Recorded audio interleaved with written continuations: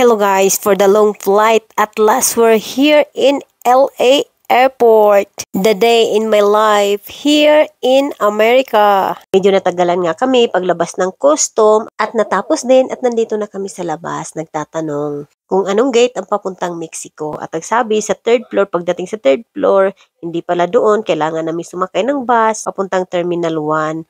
Tagal ba naman namin nag-aantay ng bus at last nakakuha din kami ng masakyan. Papunta na kami ng Terminal 1 para doon ang aming connecting flight going to Mexico. Dito lang kami mag-stay sa airport at mag-aantay kami sa aming next flight tonight. Medyo stress dahil pagod at nagugutom na. Medyo napakahagard na ng aking face dahil kulang kami sa tulog. Galing kami doon sa international kanina, grabe, sobrang busy. Kala mo Pilipinas, grabe ang sikip at ang hirap sumakay ng bus papunta dito sa connecting flight namin sa Terminal 1 dito sa LA.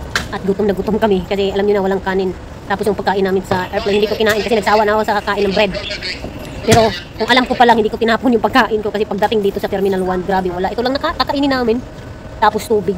Kami yung mga binibenta nila, mga lulis at saka drinks. Tapos ito, ganito. Ilan lang natira, 3 na lang. Siguro, ngayon guys, maghahanap kami ng pagkain.